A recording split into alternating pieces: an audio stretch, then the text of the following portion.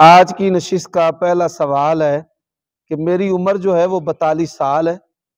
جب میری عمر 8 یا 10 سال تھی تو تب سے مجھے خواب آتے ہیں۔ خوابوں میں کبھی گندم، کبھی سانپ، کبھی بندر، کبھی مگرمچھ، اژدہا، کتے، بلیاں، شیر اور بری نظریں دکھائی دیتی ہیں۔ ان خوابوں کے زندگی پر بڑے برے اثرات ہیں۔ میری بہن اور میری شادی بھی نہیں ہو سکی۔ کوئی اچھا وظیفہ بتائے کہ یہ اثرات جو ہیں یہ ختم ہو جائے۔ ہمارے تو یہ بھی ایک فتنہ ہے۔ اسی طرح جادو اور سحر کے اثرات ماں باپ پر ہوتے ہیں اور ان کے اثرات اولاد پر، یا تمام اہل خانہ پر سحر اور جادو کر دیا جاتا ہے جس کے ایسے اثرات ہوتے ہیں۔ اس کے لیے تہجد کا اہتمام، نماز فجر کی پابندی، جو بندہ نماز فجر با جماعت پڑھتا ہے اس پر کبھی بھی جادوگر کامیاب نہیں ہو سکتا۔ اللہ تعالیٰ اس کو شیطان کی جکڑ سے آزاد کر دیتا ہے۔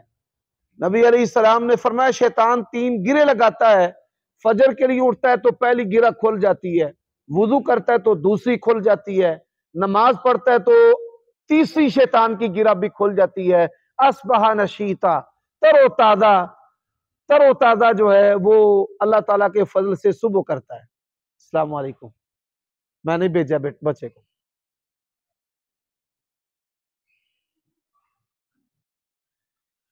جو عمل ہے فجر کی نماز کی پابندی کے بعد سورۃ یونس کی 2 آیتیں ہیں۔ قال موسیٰ ما جئتم بہ السحر ان اللہ سیبطلہ۔ یہ جو 2 آیتیں ہیں یہ پڑے جادو کے توڑ کے لیے یہ مؤثر ترین وظیفہ ہے۔ دوسرا جو وظیفہ ہے وہ سورۃ المومنون کے اندر 97 اور 98 2 آیتیں ہیں۔ رب اعوذ بک من ہمزات الشیاطین واعوذ بک رب ان یحضرون۔ تعوذ جو ہے اس کی کثرت کرے۔ بعض بندے بڑی دعائیں کرتے ہیں لیکن ہوتے وہ شیطان کی جکڑ میں ہیں۔ وہ تعوذ کی کثرت کریں۔ تو تعوذ یعنی تعوذ سے کیا مراد ہے؟ اللہ تعالیٰ کی پناہ والے کلمات۔ پہلا وظیفہ اعوذ بکلمات اللہ التامہ من غضبہ وعقابہ وشر عبادہ، یعنی اللہ تیرے بندوں کے شر سے میں تیری پناہ طلب کرتا ہوں۔ وَمِنْ ہَمَذَاتِ الشَّيَاطِينِ وَأَنْ يَحْضُرُونِي۔ دوسرا جو تعوذ ہے، نبی علیہ السلام حسن و حسین کریمین کو اس کے ساتھ دم کرتے تھے۔ اعوذ بکلمات اللہ التامہ من کل شیطان وہامہ ومن کل عین لامہ۔ یہ جو تعوذ ہے المومنون سورت جو ہے اس کا تعوذ، پھر اس کے بعد اعوذ بکلمات اللہ التامات من غضبہ یہ تعوذ، اور پھر حسن و حسین کو جو نبی علیہ السلام دم کرتے تھے یہ تعوذ۔ اس کی کثرت کرے، بیری کے پتوں سے غسل کرے، 7 جگہوں زمین کی 7 مختلف جگہوں مسجدوں کا پانی ملا کر اس کے ساتھ غسل کرے۔ اللہ کے نبی علیہ السلام بیمار ہوئے تو 7 مختلف مشکیزوں کا پانی آپ کے اوپر ڈالا جاتا تھا جس سے خفت ہوتی تھی۔ تو مرض اس کا زور اگر نہ ٹوٹے، کوئی بھی مرض ہو روحانی جسمانی، زمین کے 7 مختلف جگہوں کا پانی لے کر اپنے اوپر بہانا، یہ نبی علیہ السلام کی ایسی سنت ہے جس سے اکثر لوگ غافل ہیں۔ بھائی بڑی بڑی دوائیاں جہاں اثر نہیں کرتی وہاں پیارے نبی صلی اللہ علیہ وسلم کا یہ عمل جو ہے وہ اثر کرتا ہے۔ تو یہ چند چیزیں ہیں کہ آپ اس کو اختیار کریں، انشاءاللہ اللہ تعالیٰ فائدہ دے گا۔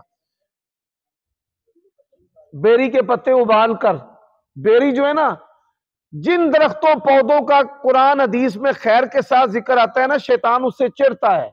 عود خوشبو ہے، چڑھتا ہے۔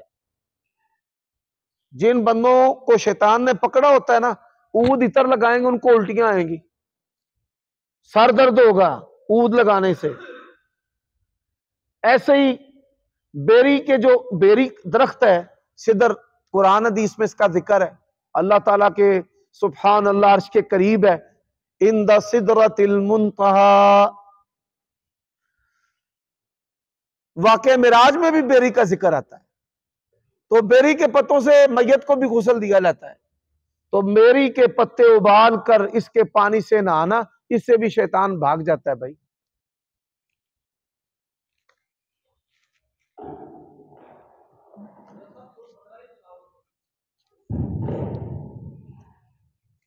سورت بقرہ کی جو تلاوت ہے یہ مشقت والا عمل ہے۔ ہماری جو قوم ہے یہ عبادت میں مشقت نہیں کرتی۔ پہلا کی کرن گے، ایک دن پڑھن گے تے اگلے دن مولوی نو کہن گے کیسٹ نہ لا لیے۔ نبی علیہ السلام نے پڑھنے کا کہا ہے۔ میں نے یہ چھوٹے چھوٹے عمل بتائے ہیں کہ جو آسانی سے کوئی کر لے۔ سورت بقرہ رسول اللہ صلی اللہ علیہ وسلم نے فرمایا کہ جو بندہ پڑھتا ہے نا برکت ہے۔ پوری پڑھنا ضروری نہیں، پتہ نہیں کس مولوی نے یہ بات مشہور کر دی ہے۔ بھائی جتنی اللہ تعالیٰ نے آپ کو توفیق دی ہے نا، آپ سورت بقرہ کا بے شک ایک صفحہ روزانہ کا پڑھیں۔ اچھا سنیں، سبحان اللہ، میں آپ کو 2 حدیثیں سناتا ہوں۔ نبی علیہ السلام نے فرمایا اقرأوا الزہراوین۔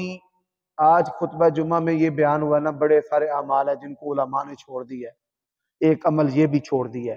رسول اللہ کا حکم ہے سورت بقرہ اور سورت آل عمران کی تلاوت کیا کرو۔ 2 روشن سورتوں کی تلاوت کرو، چمکدار۔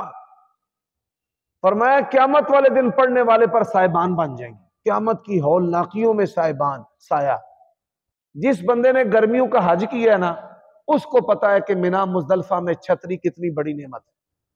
چمڑی جھلسا کے رکھ دیتی ہے، اتنی گرمی ہوتی ہے، اور وہاں پر کوئی بندہ کسی کو چھتری دے دینا، اللہ تیرا بھلا کرے، تو تے بڑا ہی احسان کیتا ہے۔ تو قیامت کی ہولناکیوں کا کوئی تصور نہیں کر سکتا۔ قیامت کی ہولناکیوں میں رسول کریم صلی اللہ علیہ وسلم نے فرمایا سورت بقرہ جو ہے یہ سائبان چھتری ہوگی بندے کے لیے۔ اور پھر فرمایا جو بندہ پڑھتا ہے نا برکت ہے، چھوڑتا ہے حسرت ہے۔ وَلَا يَسْتَطِيعُهَا الْبَطَلَ۔ سورت بقرہ پڑھنے والے کا دشمن جادوگر کبھی بھی اس کے بارے میں کامیاب نہیں ہو سکتا۔ صرف جادوگاری نہیں، دشمن بھی اس کے بارے میں کبھی کامیاب نہیں ہو سکتا۔ تو سورت بقرہ جتنی اللہ توفیق دے، کم سے کم ایک صفحہ روزانہ کا پڑھنا، آل عمران پڑھنا، یہ 2 سورتیں پڑھا کریں۔ جی اگلا سوال ہے۔ سوال ہے نماز جنازہ میں دعاؤں پر اونچی آمین کہنا صحابہ کرام سے ثابت ہے کہ نبی علیہ السلام آپ جنازہ پڑھاتے ہیں اور پیچھے صحابہ کرام جو ہے وہ آمین کہتے ہو؟ پیارے بھائی مسئلے کو سمجھ لیں۔ صحابہ کرام تمام کے تمام جو ہیں وہ نبی علیہ السلام کی تعلیم کو فوراً قبول کر کے یاد کر لیتے تھے۔ نبی علیہ السلام نے جنازہ پڑھایا، عوف بن مالک کہتے ہیں میں نے دعائیں سنی، میرے دل کے اندر یہ خواہش پیدا ہوئی کہ کاش یہ میت میری ہوتی اور اللہ کے نبی یہ دعائیں مجھ پر پڑھ دیتے۔ سبحان اللہ۔ اب یہ مسئلہ کیا ہے؟ ہمارے ہاں 99% مسلمانوں کو نماز جنازہ نہیں آتی۔ یوں سمجھ لیں کہ جو اہل حدیث ہیں ان میں بھی 25% لوگوں کو نماز جنازہ آتی ہے، اس سے اوپر نماز جنازہ نہیں آتی۔ قبرستانوں میں جو بورڈ آویزہ ہیں نماز جنازہ کے، اس کے اندر میت کے لیے کوئی دعا ہی نہیں ہوتی۔ آپ کسی بھی عالم سے نماز جنازہ سن لیں، اسے کہیں کہ مجھے نماز جنازہ سناؤ، وہ کہے گا اللہم اغفر لحینا و میتنا و شاہدنا و غائبنا و صغیرنا و کبیرنا و ذکرنا و انسانا۔ اب اس پوری دعا کے اندر موجودہ جو آگے میت ہے اس کے لیے کوئی ایک کلمہ بھی موجود نہیں، ایک بھی کلمہ۔ اچھا وہ کیا ہے؟ اللہم اغفر لہ وارحمہ وعافہ واعف عنہ واکرم نزلہ ووسع مدخلہ۔ تو یہ بھی ایک دھوکہ ہے۔ نبی علیہ السلام فرض نمازوں میں قنوت کرتے تھے، 5 میں سے کسی نماز میں بھی، فجر بھی، ظہر بھی، عصر بھی، سری ہو جہری ہو، قنوت کرتے تھے۔ اللہم اغفر لنا وللمؤمنین والمؤمنات والمسلمین والمسلمات، اللہم انصر الاسلام والمسلمین، اللہم اید الجہاد والمجاہدین، قنوت نازلہ۔ تو فرض نمازوں میں صحابہ کرام نبی علیہ السلام کی ان دعاؤں پر آمین کہتے تھے. کیا کہتے تھے؟ آمین. اس حدیث اور دلیل کی بنیاد پر نماز جنازہ سے اہم فرض نمازیں ہیں. نمازہ کی جو نمازیں ہیں ان کی چھوٹ نہیں ہے. اگر کوئی بندہ نماز جنازہ نہ پڑھے گناہ گار نہیں، لیکن اگر فرض نماز نہ پڑھے تو کیا ہے؟ بس یہ بات ذہن میں رکھیں. سوال ہے نماز جنازہ اور عیدین میں اضافی تکبیرات میں رفع یدین ہے؟ جی ہاں ہے.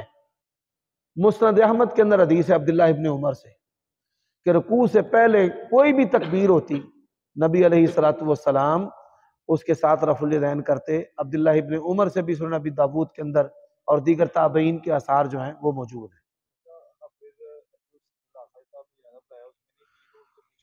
اچھا میری بات سنیں، کسی کا میں نے آپ کو کئی دفعہ بتایا ہے کہ سوال کی خوبصورتی ختم ہو جاتی ہے جب آپ کسی عالم کا نام لیتے ہیں. ہمارے لیے کوئی عالم حجت نہیں، میں حجت نہیں ہوں. اللہ تعالیٰ کی بات حجت ہے، اس کے پیارے رسول کی بات حجت ہے. میں نے عبداللہ بن عمر سے آپ کو حدیث سنا دی ہے تو وہ بھی کوئی سنا دے. بات سمجھ آ گئی ہے؟ بس آپ نے آئندہ سوال کرنا ہے کسی عالم کا نام نہیں لینا.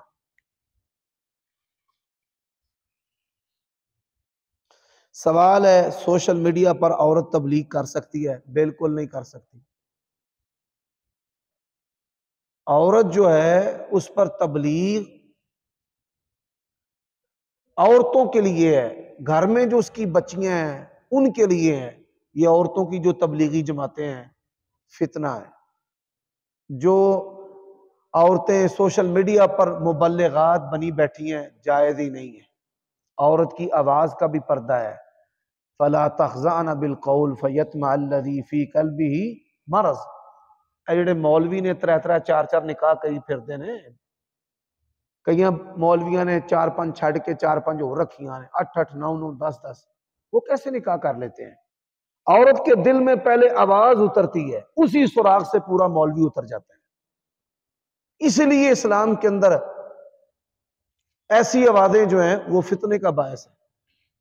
میں نے دیکھا کئی بندے علماء کی تقریریں نہیں سنتے، وہ تقریریں فلاں ڈاکٹر صاحبہ ہیں ان کی تقریریں سنتے ہیں جی، ان کی بات میرے دل پر بڑی اثر کرتی ہے. قرآن کا ترجمہ نہیں سنیں گے. یوسف علیہ السلام والی جڑی ویڈیو ہے فلم ہے نا اصحاب کہف والی، وہ دیکھیں گے. اللہ نے یہ آنکھیں دی ہیں، اس وقت سے پہلے ان آنکھوں کو قرآن دیکھنے میں لگا لو کہ وہ وقت تجھ پر آئے اور تو یہ آنکھیں قرآن پر نہ لگا سکے. تو بھائیو یہ جدید فتنے ہیں، ان فتنوں سے آپ بچیں. عورتیں فتنہ ہیں، عورتیں شیطان کا جال ہے. پامیں وہ عالمہ فاضلہ قاریہ مبلغہ، کئیاں جڑیاں بیبیاں نے انہاں پروٹے بنائے پورے میک اپ تھوپے ہوندے نے، اور پھر وہ اپنی بے پردگی پردہ ایسے کریں گی جس سے بے پردگی عیاں ہوں گی. ان چیزوں سے ہم بخوبی واقف ہیں. اللہ تعالیٰ محفوظ فرمائے. بھائی نام نہ لیں، میں یہ تو عرض کر رہا ہوں سوشل میڈیا پر عورتوں کی تقریریں فتنہ ہے. کوئی ہفتہ نہیں گزرتا کہ عورت کا فون نہ ہوتا ہو، واف صاحب بڑے تسی چنگے لگ دے ہو، کیا خیال ہے آپ کا نکاح کرنے کے بارے میں؟ یہ بہت بڑا فتنہ ہے. شیطان ہر وقت تاک چ رہندا ہے کہ مولوی عمر صدیق تو لوگاں نو دین دا فائدہ ہو رہا ہے، ایدہ ستیہ ناس کے میں پھیرنا ہے. تو اللہ تعالیٰ نے مجھے 3 بیٹیاں دی ہیں. ایک بیٹی میں کہتا ہوں یہ ہے، ایک یہ ہے اور ایک یہ ہے.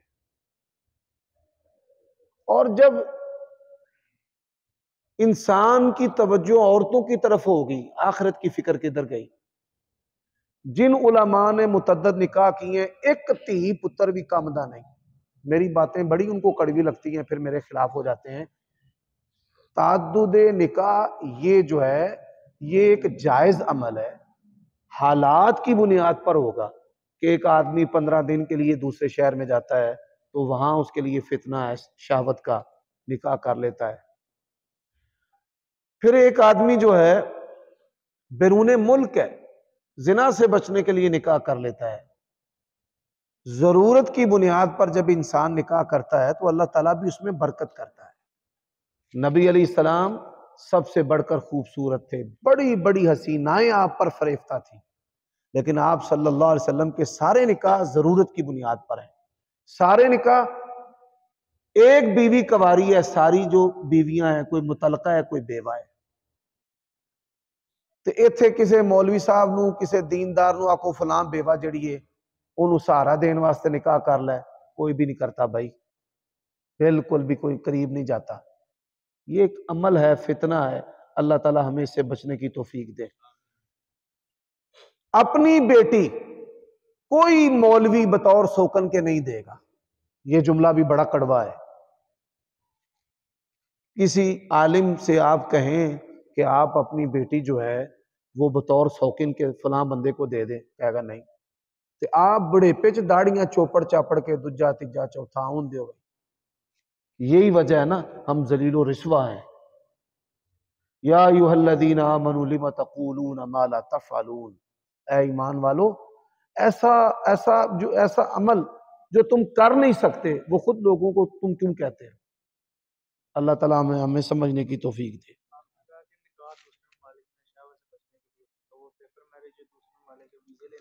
یہ ویزے لینے کے لیے جو جھوٹی پیپر میرج ہے نا، اس کی تو کوئی حیثیت ہی نہیں ہے شرعی، یہ تو خلافہ دھوکہ ہے۔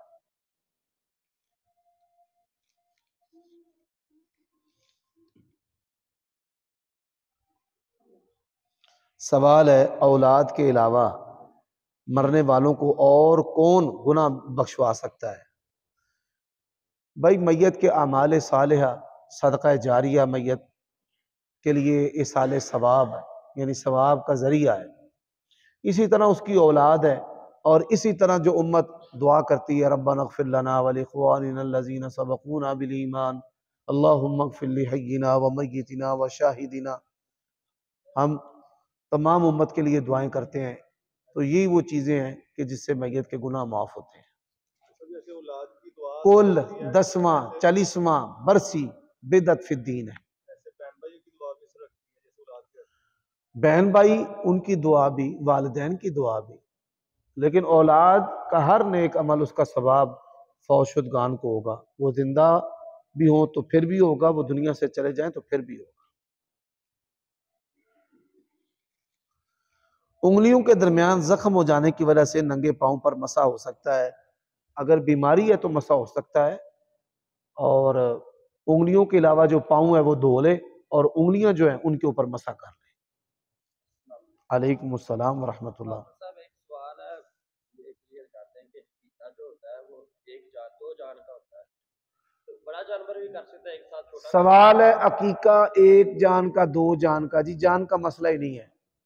عقیقہ بڑے جانور سے، بکرے سے، چھترے سے تو ہو سکتا ہے، اونٹ گائے سے نہیں ہو سکتا۔ اس میں جان تو ایک ہی کی نہیں، یعنی بڑا جانور گائے ہو جائے ساتھ جان کا مسئلہ ہی نہیں ہے۔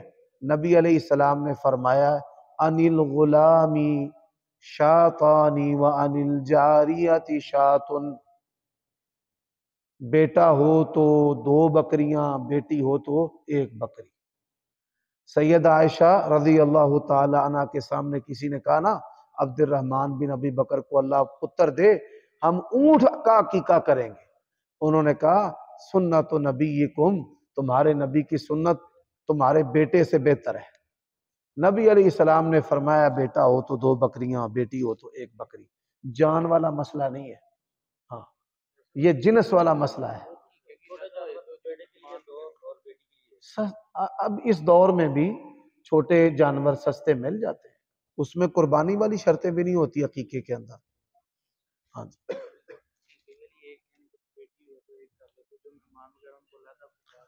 اگر مہمان بہن بھائی زیادہ ہیں ان کے لیے جانور بڑا ذبح کر سکتا ہے، لیکن اس جانور کا تعلق ضیافت سے ہے، عقیقے سے نہیں۔ غصے والے شخص کا سامنا ہو تو کیا کرنا چاہیے؟ اعراض۔ اگر کوئی بندہ غصیلا ہے تو اسے ٹکراؤ نہ کریں، دائیں بائیں ہو جائے۔ بیوی کڑوی ہے، بندہ جو ہے وہ سائیڈ پر ہو جائے۔ بندے کو غصہ ہو گیا، گھر سے باہر چلا جائے، مسجد میں چلا جائے۔ اللہ تعالیٰ سمجھنے کی توفیق دے۔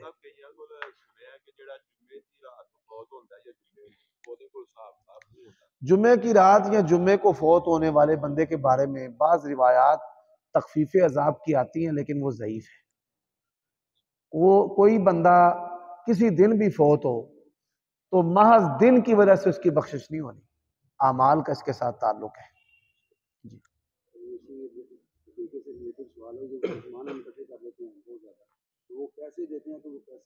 نیوندرا نہیں جائز، خوشی کے ساتھ دے رہا تو لے لیں۔ دوسرا یہ ہے کہ ایک بندہ نماز جنازہ اپنے کسی قریبی کی پڑھ لیتا ہے یا والدین کی، تو وہ جب دوسرے اپنے شہر میں جاتا ہے دوبارہ وہاں جا کے دوبارہ وہ نماز پڑھ سکتا ہے، 10 دفعہ پڑھ سکتا ہے، بالکل۔ نماز عشاء کے بعد سے لے کر فجر کی نماز یعنی شروع ہونے تک وقت کوئی سونا ضروری نہیں ہے۔ سیدہ عائشہ کہتی ہیں نبی علیہ السلام عشاء کی نماز کے بعد سے لے کر فجر تک یہ نماز کبھی بھی پڑھ لیتے تھے۔ جو بندہ اس کا معمول بنانا چاہتا ہے نا، وہ عشاء کے ساتھ پڑھے، آہستہ آہستہ پڑھتا رہے، پہلے رکعتوں پر پابندی کرے، پھر اللہ تعالیٰ اس کو پچھلے پیر پڑھنے کی بھی توفیق دے دے گا۔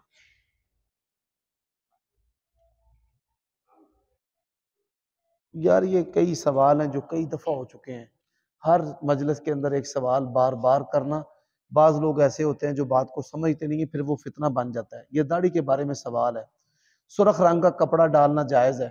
جی ہاں جائز ہے۔ جو جوگیا سرخ ہے نا، آتش پرست استعمال کرتے، وہ ممنوع ہے۔ اس کے علاوہ جو سرخ کپڑا ہے وہ بالکل جائز ہے۔ مرد پہنے، ہندوؤں والا سرخ ممنوع ہے، تلک والا، اور اسی طرح جو معصفر ہے، شوخ زرد، ایسا زرد جو سرخی مائل ہو، یا ایسا سرخ جو زردی مائل ہو، وہ ناجائز ہے۔ اس کے علاوہ نبی علیہ الصلوۃ والسلام کے لباس کے اندر سرخ کپڑے کا ذکر بھی آتا ہے۔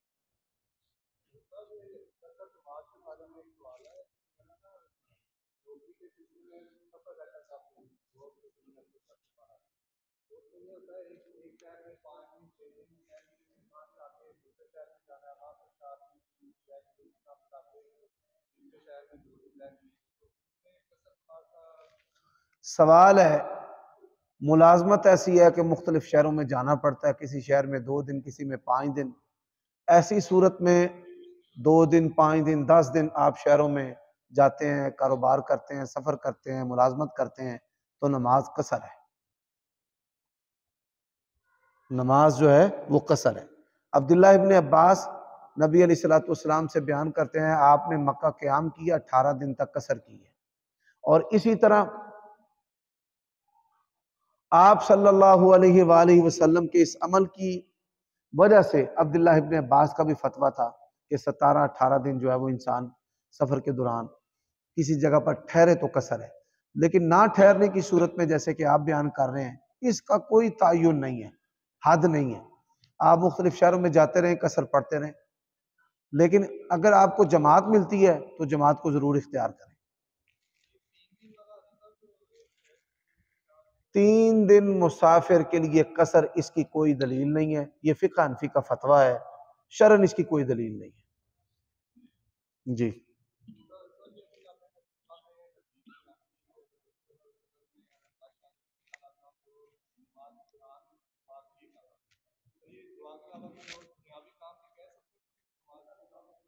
اس حدیث سے بعض علماء نے استدلال کیا ہے، بعض احادیث ایسی بھی ہیں کہ نبی علیہ الصلوۃ والسلام نفل نماز پڑھتے تھے تو حسب ضرورت اس میں حرکت کر لیتے تھے، سیدہ عائشہ کے بدن کو ہاتھ لگا دینا، سامنے دروازہ ہے اس کی کنڈی کھول دینا، ٹھیک ہے، اسی طرح کوئی موذی جانور آ گیا وہ مار دینا، جنت دے کر آگے بڑھنا، جہنم دے کر پیچھے ہٹ جانا، تو ایسے معاملہ کوئی ناگزیر ہو تو انسان بات کر سکتا ہے۔ بلکہ ایک حدیث میں بھی یہ بھی آتا ہے کہ حضرت ابو ہریرہ رضی اللہ تعالیٰ عنہ کبھی کبھی امام کو بھی آواز دے دیتے تھے، بھائی میں آ رہے ہیں نماز شامل ہونے لگا، میرا خیال رکھی، مطلب یہ کہ رکوع ہے نا ٹر جی فٹافٹ، میں نماز میں شامل ہونا چاہتا ہوں، یہ اثر بھی آتا ہے حضرت ابو ہریرہ سے۔ تو اس سے یہ بات سمجھ آتی ہے کہ انسان مثال اس کی بیوی نماز پڑھ رہی ہے تو بندہ کہہ دیتا ہے بھائی بوا مار لی میں باہر چلا ہوں، ایسی بات کر سکتا ہے، بالکل کر سکتا ہے۔ یہ بڑا ماشاءاللہ آپ نے فقیہانہ سوال کیا، اللہ تعالیٰ سمجھنے کی توفیق دے۔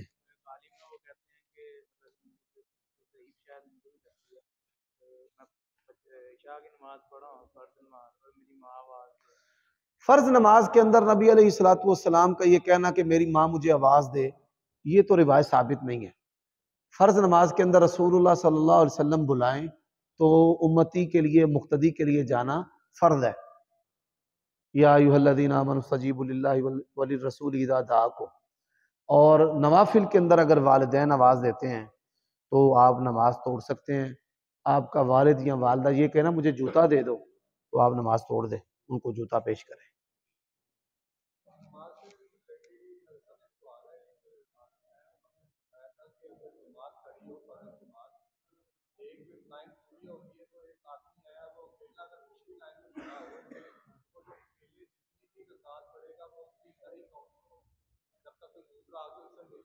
اور مولویو اور تھیٹر دیکھو اور کی کرتے ہو یار، کدی تساں یہو جیاں شہماں نہیں ویکھیاں؟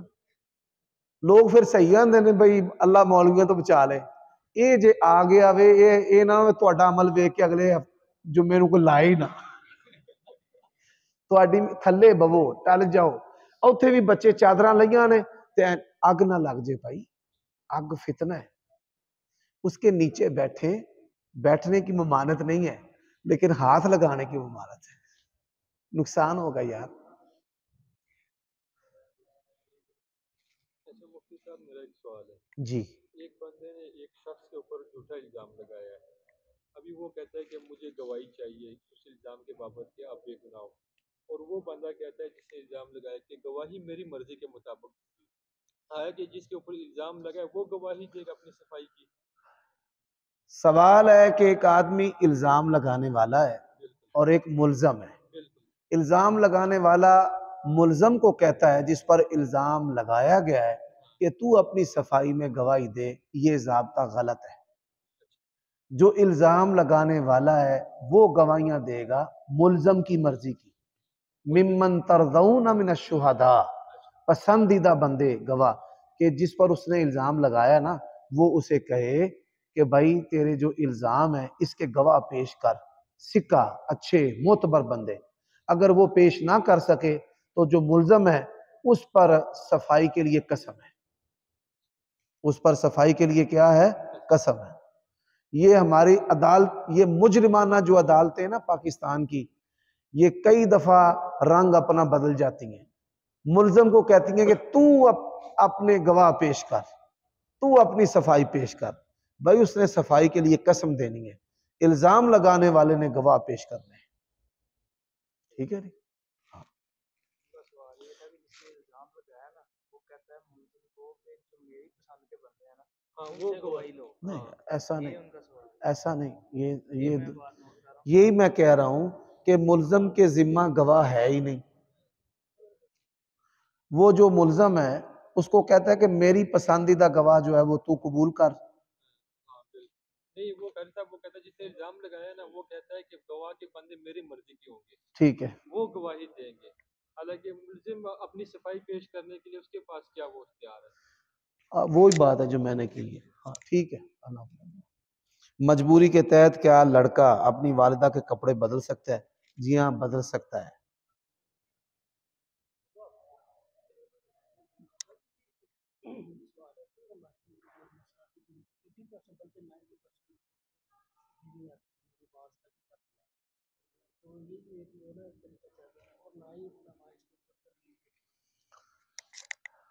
اللہ سوال ہے کہ ہماری مساجد کے اندر نمازیوں کو ترجمے نہیں آتے۔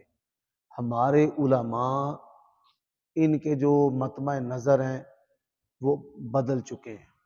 دنیا، شہرت، لقب، کمائی، ہمیں بس اس سے غرض ہے۔ جو اخلاص ہے، للہیت ہے، وہ نہیں ہے۔ مسجدوں کے اندر ترجمہ کلاس ختم، درس حدیث ختم، گلوکاری، فنکاری، تھیٹر۔ تو یہ بہت بڑا المیہ ہے کہ نماز کا ترجمہ نہیں آتا۔ اسی وجہ سے لوگوں کو پتہ نہیں کہ ہم اللہ تعالیٰ کو کیا کہہ رہے ہیں۔ اللہ تعالیٰ آپ کی یہ فکر ہے عام کر دے۔ اس کا حل یہ ہے علماء اخلاص کے ساتھ اپنی ذمہ داری ادا کریں۔ علماء اپنی ذمہ داری ادا کریں۔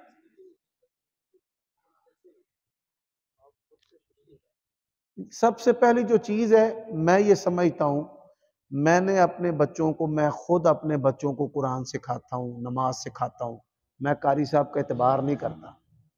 پھر اس کا ترجمہ آپ اپنے بچوں کو، یہ گھریلو عمل بنا لیں، سب سے آسان طریقہ ہے۔ آپ اپنی بیوی کو نماز کا ترجمہ سکھائیں، پھر اپنے بیٹوں کو، پھر بیٹیوں کو گھر میں، پھر اس فکر کو دوستوں میں عام کریں، پھر مسجد میں گزارش کریں، اور گزارش ہی کرنی ہے بڑے ناصحانہ انداز کے ساتھ، ناصح امین۔ آپ صاحب میت دا منہ دیکھنا ہوئے جنازے تو بعد پڑھ کے تو دیکھ سکتے ہیں کہ یا پہلو ہی؟ میت کا چہرہ دیکھنا یہ انتظامی مسئلہ ہے، رش نہ ہو، پکڑ دکڑ نہ ہو، دکم پیل نہ ہو تو پہلے بھی دیکھا جا سکتا ہے، بعد میں بھی۔ اصل میں بعد میں اس لیے دیکھنے کا کہتے ہیں کہ نماز جنازہ کا جو اعلان کیا گیا ہے اس پر وقت کی پابندی ہو، بھائی 9 بجے جنازہ ہوگا، اگر چہرہ دیکھنا جو ہے وہ آپ چالو کر دیں، شروع کر دیں، تو پھر نماز کا جو وقت ہے آدھا گھنٹہ پونا گھنٹہ اوپر چلا جاتا ہے۔ ہاں، بیت اللہ اور مسجد نبی کے نماز ادا کرنے کا ثواب کتنا ہے؟ اگر افضل سوال ہے مسجد حرام کے اندر اور مسجد نبوی میں ثواب، نماز ادا کرنے کا جو ثواب ہے، مسجد حرام میں آسان لفظوں میں 1,00,000 نماز، 1,00,000 گنا جو ہے نماز ادا کرنے کا ثواب ہے کم سے کم، اور مسجد نبوی میں 1,000 نماز کا۔ یہ 10,000 یا 50,000 والی بات درست نہیں ہے، کچی بات ہے۔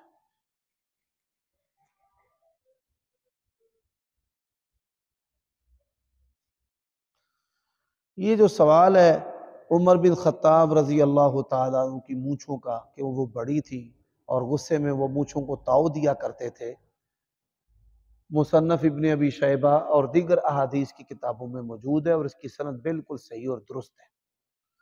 مونچھے لپس، ہونٹوں سے پست کرنے کا حکم ہے، ٹھیک ہے، اور صحابہ کرام کا 2 طرح کا عمل ہے۔ عمر رضی اللہ تعالیٰ عنہ وہ مونچھے رکھتے تھے، اور عبداللہ بن عمر وہ مونچھوں کو اتنا پست کرتے تھے کہ منڈیوں معلوم ہوتی تھی۔ چہرے کے مطابق انسان کا حلیہ ہوتا ہے، بعض چہرے ہیں جن پر مونچھ پھبتی ہے، اور بعض ہیں ان پر مونچھوں کا جو مونڈ دینا ہے یا پست کر دینا ہے یہ بہتر معلوم ہوتا ہے۔ یہ انسان کا پھر ذوق بھی اس میں شامل ہے، اس کی مرضی بھی شامل ہے، وہ اپنی مرضی کے مطابق بڑی مونچھیں رکھ سکتا ہے اور مونڈ بھی سکتا ہے، کترا بھی سکتا ہے، اس میں کوئی سختی نہیں۔ ہاں، نیچے کو نہیں رکھنی، یہ فیشنی جو مونچھیں ہیں نا یہود و نصارہ اور سکھوں کی طرح، یہ نہیں ہونی چاہیے۔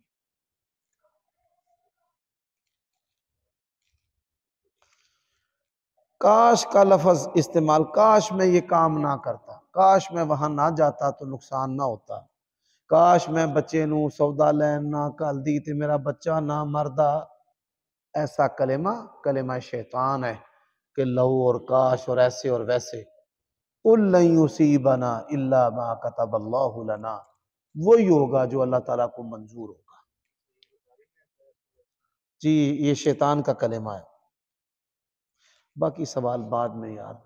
سبحانک اللہم